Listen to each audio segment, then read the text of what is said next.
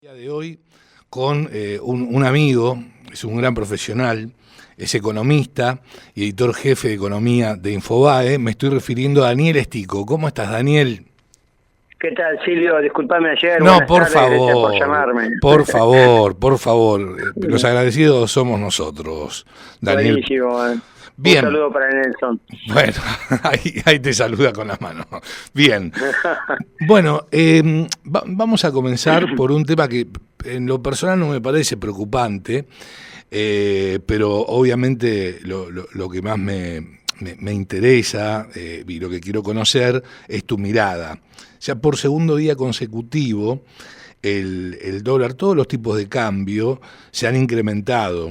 El dólar oficial tocó los 1.415 pesos. Y tuvo el salto más importante en casi 2 meses. ¿A qué se lo atribuís? No, básicamente estamos en un sistema de tipo de cambio libre, flotante, en el cual cuando baja los economistas, sobre todo de las consultoras pro devaluacionistas, que lo único que ven es un tipo de cambio que si el tipo de cambio baja se funde la Argentina, faltan reservas y se complica todo, y cuando sube también se preocupan porque afecta las expectativas, se traslada a precios, la inflación no baja, etcétera. Pero la verdad es que tenemos que acostumbrarnos a que el dólar flota. Lo que estaría pasando puntualmente en estos días, después de tantas seguidillas de baja, fue que el gobierno, la Secretaría de Finanzas, el Ministerio de Economía decidieron no solamente en las operaciones de deuda pública licitar pesos, es decir, bonos en pesos para absorber del mercado y juntar la platita para pagar próximos vencimientos, sino también presentar un esquema de licitaciones de bonos en dólares con el propósito de sumar como máximo inicialmente hasta 250 millones de dólares por licitación. Claro, que lo van a hacer escalonado. Cada 15 días, o sea, claro. Ellos apuntan a que en un mes juntar 500 millones y entonces así llegar a julio con una masa crítica suficiente para enfrentar un vencimiento también importante de más de 4.000 millones de dólares. Entonces, al abrir el abanico de oferta de bonos en pesos, 100 dólares, el mercado dijo, bueno, entonces la economía ya no va a absorber tantos pesos, la tasa de interés, va a haber más pesos en la economía, la tasa de interés va a subir y entonces conviene comprar dólares porque si sobran pesos sube el dólar, y eso es lo que se está reacomodando. Ahora, la verdad es que cuando te das vuelta, después te encontrás a los industriales, a los comerciantes diciendo, che, estoy en el horno, no vendo nada. Entonces, no necesariamente que haya más pesos en la economía, que el Tesoro absorba menos pesos, implique que haya más inflación, sino probablemente lo que busca el gobierno es que haya más consumo, más actividad, ¿no? Que ese dinero fluya en la economía y no que se pierda de nuevo con aumento de precios y entonces podés comprar cada vez menos, ¿no? Claro, porque hay demanda de pesos. Claro, cuando aumenta la preferencia por el peso y por lo tanto disminuye la del dólar, los economistas definen eso como un aumento de la demanda de dinero. Sí.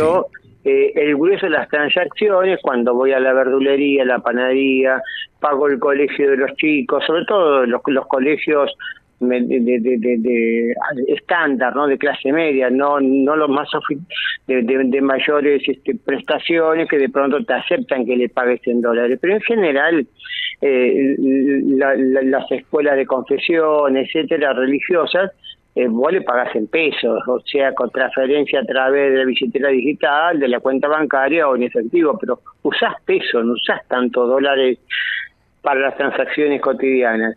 Y entonces, en un clima en el cual bajan las expectativas de correr contra el dólar porque si no pierde contra la inflación y qué sé yo, aumenta esa demanda de pesos. Pero no estaba aumentando lo suficiente como para que reanime la actividad. Y entonces, ahora se prevé que con este cambio de política monetaria, financiera que está haciendo el gobierno, economía, haya un poquito más de fluidez de pesos y la economía se reactive. Y ahora, ¿no es oportuno?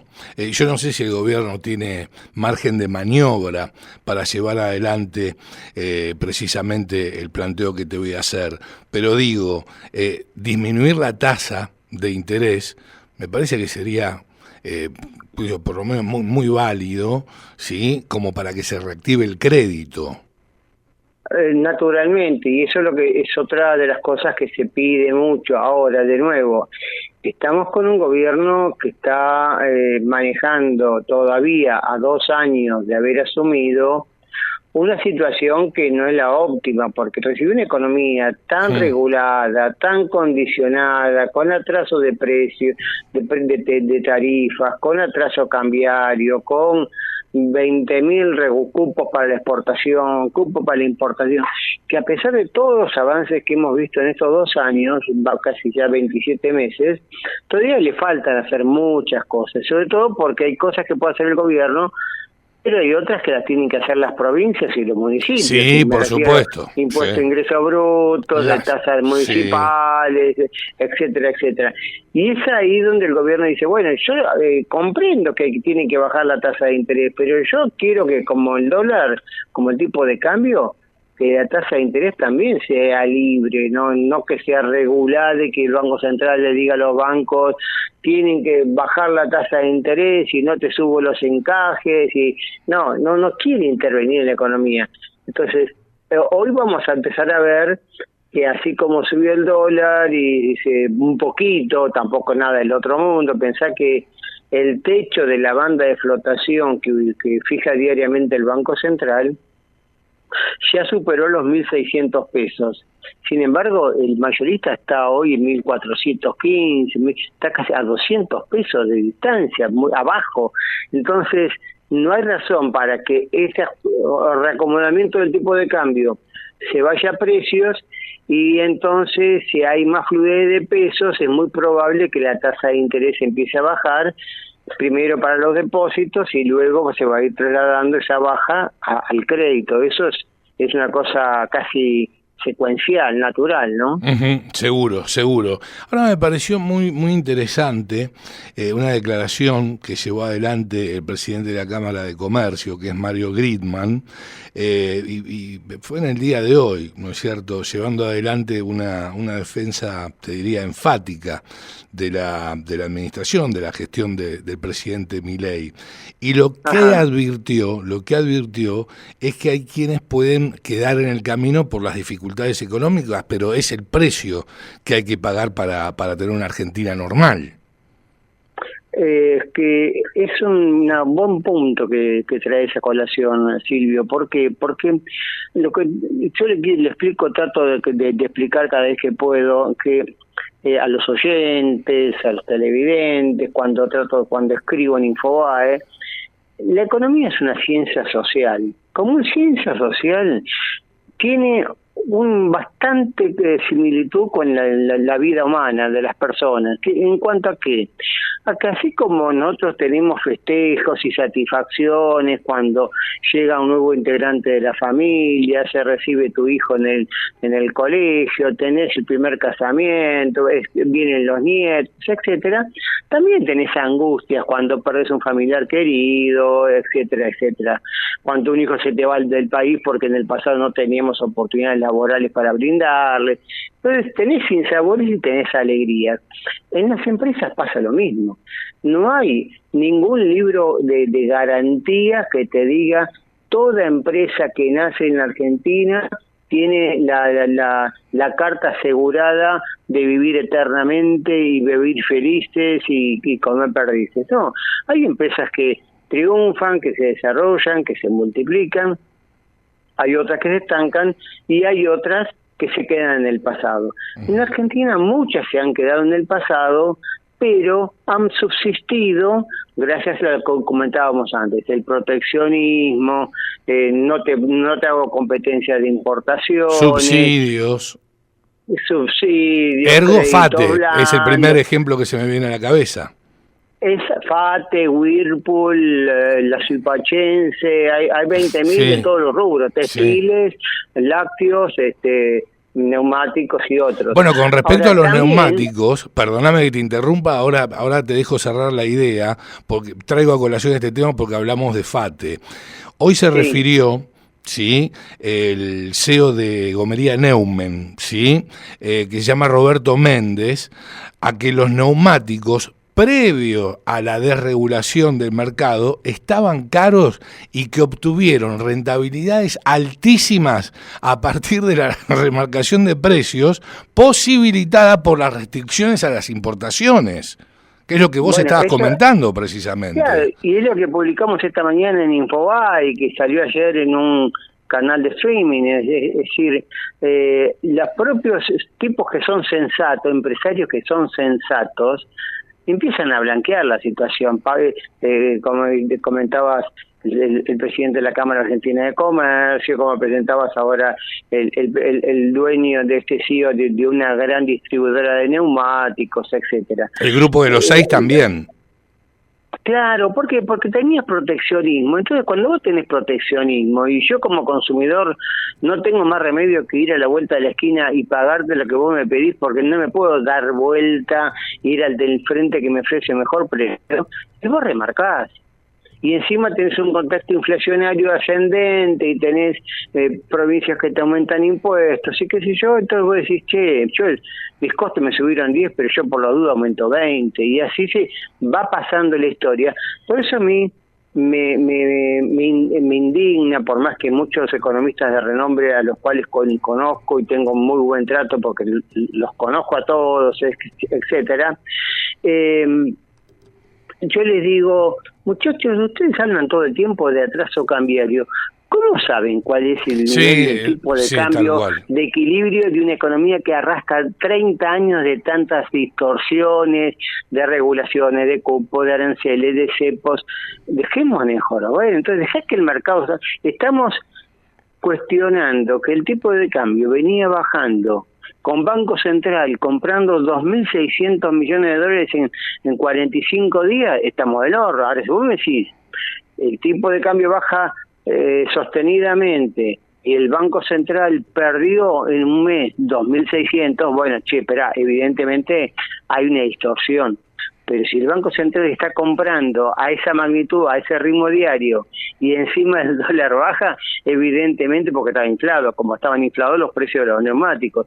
Pero bueno, se quedan con esa lectura tan fácil, y a mí me indigna porque en la Argentina está demostrado que tipo de cambio alto es pobreza alta. Sí, porque si fuese por la devaluación, con las veces que devaluó la Argentina, y si esto hubiese sido positivo, hoy seríamos el país más rico del mundo. Exactamente. Entonces digo, muchachos, sean un poquito más objetivos, miremos variables más completas, no nos quedemos con unos... Yo justamente estoy haciendo para este fin de semana en Infobae una nota vinculada con eso, y te digo, después te le voy a copiar, sí. Arroja resultados sorprendentes. Entonces no te puedo adelantar más porque, viste, los periodistas estamos con las antenas paradas todo el tiempo, entonces no quiero que me quemen la nota, y estamos todavía, me faltan 3 días para el finde, pero ya hay resultados que vos decís, evidentemente los que están tan preocupados por el tipo de cambio es porque no analizan las cuentas agregadas y relacionadas a la economía argentina, ¿no? Seguro. Ahora me quedó esta frase que me parece muy, muy interesante, que cuando las empresas, ¿sí?, tienen proteccionismo, subsidios por parte del Estado, pero lo reducimos en proteccionismo, ¿sí?, remarcan precios perjudicando a los consumidores. Pero claro, por eso digo, entonces, cuando a mí me duele que una empresa despida a 920 trabajadores, como en el caso de FATE, ¿a quién no le va a doler? Nadie quiere estar en el zapato de la persona que está despedida. Pero sostener la empresa a costa de 47 millones de argentinos, muchacho, buscate un sustituto, alguien que pueda pensar que esa empresa es recuperable con otra gestión, con otra perspectiva, etcétera, o busquemos mecanismos para que esos 900 trabajadores que estaban en la industria del neumático se puedan relocalizar en otras actividades. ¿Cómo se van a relocalizar en otras actividades? Con una economía estable, previsible, que fíjate vos que ayer el INDEC nos informó que, contrario a todos los pronósticos de todas las consultoras privadas, fue el nivel en diciembre, el nivel más alto de actividad en la historia de los últimos 40 años que se lleva el indicador de EMA, desde 1993. Claro, vos me decís, no, pero la industria sigue cayendo. Sí, pero la industria es el 16% del PBI. Hay 84% del PBI que, gracias a Dios, tienen otro ritmo. Sí, por ejemplo, oil and gas, agroindustria y minerales también. El sector minero, el sector energético, petróleo y gas, que está mes a mes bate récord de producción, la industria del conocimiento, el sector del transporte y comunicaciones que tienen una cadena vinculada, porque si aumenta el comercio exterior, alguien lo transporta, y los bancos también tienen más movimiento bancario por esas operaciones, y también hay más gestión de seguros, porque las importaciones, porque las exportaciones, porque el mismo movimiento del tráfico de las cosechas o de los minerales o de los gasoductos, etcétera, todo tiene una actividad asegurada. Entonces, bueno, están los consumos habituales que son más rígidos, lo que uno gasta en medicina privada o pública, lo que se gasta en educación pública o privada. Entonces, no todo depende de la industria. Entonces, pensar que la economía está mal porque la industria no crece o cae, es tener una miopía de que no sabemos cómo hizo Japón para ser uno de los 4 o 5 países más grandes del mundo, siendo tan chiquitito, ¿no? ¿Y se corre el riesgo de que el gobierno pura y exclusivamente se focalice en estas 3 industrias para generar divisas y para precisamente seguir dándole paso al crecimiento de la actividad económica? No, eso de nuevo, son títulos que tiran muchos economistas, muchos analistas, muchos críticos al gobierno, pero nada que ver. Ahora, que el gobierno, con la política del gobierno, de apertura, de regulación, de dar previsibilidad a la economía, etcétera, etcétera, con el orden macroeconómico, el orden fiscal, el orden monetario, etcétera, haya sectores que reaccionan más rápido, como el sector energético, el sector minero, la industria del conocimiento, la agroindustria, con todo lo que implicó la eliminación de retenciones a las economías regionales y bastante reducción de retenciones a la economía pampeana, etcétera. Bueno, hay sectores que reaccionan más rápido, pero eso no quiere decir que el gobierno apunta a que queden 4 o 5 sectores, por lo que te decía antes, porque esos mismos 4 sectores mueven el transporte, mueven el comercio, mueven los bancos, mueven los seguros y mueven también los consumos en su área de influencia. Por eso la educación, la salud y los consumos de las familias de ese entorno también se ven favorecidos. Entonces, me parece que es una jugada de buscar títulos más que analizarlo. Para cerrar la idea, Silvio, hace un par de semanas hice una nota con el tema de los textiles. La industria de la indumentaria y de los textiles habían generado el clima de que en Argentina iba a desaparecer toda la industria textil y toda la industria de la indumentaria por la avalancha de importaciones. Hago el análisis. Las importaciones no representaron en esos rubros menos del 8% del consumo nacional. O sea, los argentinos consumimos 93% de textiles, de ropa, de manteles, de repasadores, de remeras, o sea, no se de toda la industria textil y indumentaria. El 93% es de fabricación nacional. Lo importado creció mucho porque estaba contenido, pero no es que se importa al 70% y ya prácticamente no hay rubro textil que sea nacional. ¿Qué dato que das? Pero bueno, entonces lo que da bronca es que se analizan con mucha parcialidad y después me llaman por teléfono amigos o me escriben por WhatsApp y me dicen que yo soy subjetivo. Esos son datos, no claro, es yo pienso, claro, mi ideología me dice, joróbense los textiles si no son competitivos. No, hay muchos textiles y productores de ropa que trabajan en el silencio, que producen a fazón para grandes industrias, que de pronto le pasa como con las frutas, las verduras, los productos frescos, que en la quinta te cosechan a un valor de 10 pesos el kilo, ponele, y después llega al mercado central a 1.500. Te decís, che, ¿qué pasa? Que se multiplica por 20 veces. Y bueno, toda la cadena, toda la corrupción que hay en el medio, y bueno, mucha gente queda en el camino, ¿no? Claro, por supuesto, por supuesto. Ahora otro de los temas que quiero abordar con vos, que tiene que ver también con lo que comentabas, es el incremento inflacionario que se está observando, según las distintas consultoras económicas de la Argentina, tanto en alimentos como en bebidas. Te estoy hablando del mes de febrero, obviamente, y fundamentalmente la carne, ¿sí? Digo, ¿a qué se debe este estado de situación? ¿Por qué aumentan significativamente los precios? Y cuando digo significativamente, me refiero a que los incrementan por sobre la inflación. Bueno, porque es oferta y demanda, son productos algunos estacionales, otros son productos que de pronto el clima les afectó y entonces frente a un movimiento estacional habitual, esa estacionalidad se vio exacerbada y entonces otra porque de pronto en el caso de la carne, me imagino, el acuerdo que firmó la Argentina con los Estados Unidos y que le permitió tener un acuerdo de en vez de exportar 20.000 toneladas de carne vacuna a Estados Unidos, pasar a exportar este año 100.000, o sea, multiplicar por 5. Sí.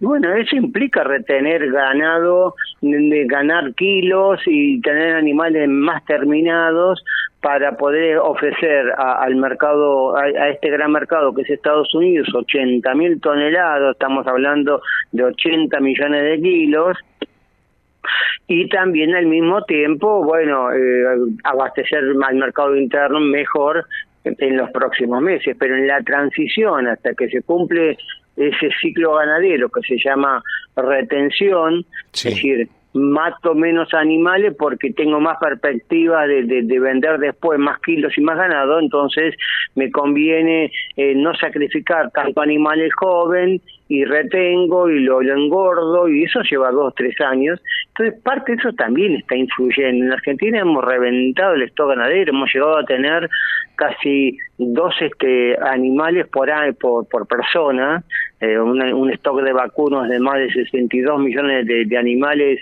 allá por los años 60, cuando la población era menos de 30 millones, y bueno, y hoy tenemos menos de 50, no sé si 45 millones, o sea, apenas un animal por persona.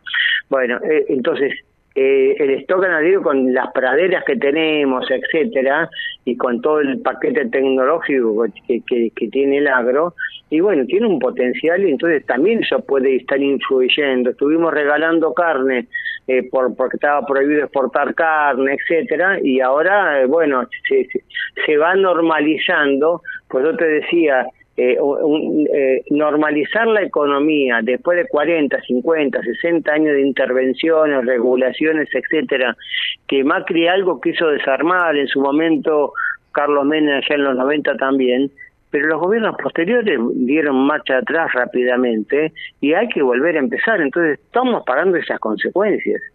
Claro, sí, obviamente, estamos hablando de un gobierno también que no lleva ni 3 años, ¿no es cierto? Lleva, claro, 2 años. Por eso, 2 años y medio, claro. A Israel, para estabilizar su economía y volver a crecer, le llevó 8 años. 8 años. A Irlanda también. Irlanda era uno de los países más pobres de la Unión Europea y en 10 años hubo una transformación monumental y es el de que tiene mayor ingreso por habitante. Bueno, eso no se logra cambiando la política económica de un año para otro con un gobierno solamente, etcétera. Entonces acá estamos viendo o deseando que logremos lo mismo. Eso es lo que uno ve o transmite el gobierno. Tiene un montón de defectos, sí, bueno, si querés hablamos, pero no lo critiquemos por las cosas que está haciendo bien. Claro, por supuesto. A mí me parece que en torno a la comunicación, ¿sí?, al gobierno le falta hacer docencia en estos puntos que vos estás comentando. Sí, pero a veces es contraproducente porque el periodismo argentino, las empresas, la sociedad no quiere que le des cátedra, quiere ver resultados. Y entonces el gobierno dice, yo no voy a hacer lo que hacían antes, de discurso cada 2 por 3, operar cada 2 por 3. Yo muestro datos, cada tanto me manifiesto y me pongo contento con la red de X cuando sale un dato bueno y superior a lo esperado, como por ejemplo ocurrió ayer, pero no están dedicándole mucho a la comunicación directa, porque después te das cuenta, si dicen eso es porque evidentemente algo está pasando que no está bien, entonces tienen que mostrar la cara y me están ocultando algo. Entonces ellos prefieren tener, a mi juicio, a veces en una forma exagerada, pero mantener cierto silencio a tener más exposición mediática en busca de hacer docencia y luego tener efectos contraproducentes, ¿no? Está claro, está clarísimo. Daniel, un placer enorme que me hayas acompañado, como siempre, ¿eh? Gracias a vos y bueno, estoy a tu disposición. Igualmente yo, Daniel. Abrazo grande. Salud, un abrazo. Hasta luego, adiós. Lo escuchabas a Daniel Estico, economista, editor jefe de economía de Infobae, pasar por la cocina de las noticias, cuando han transcurrido 32 de la hora 16.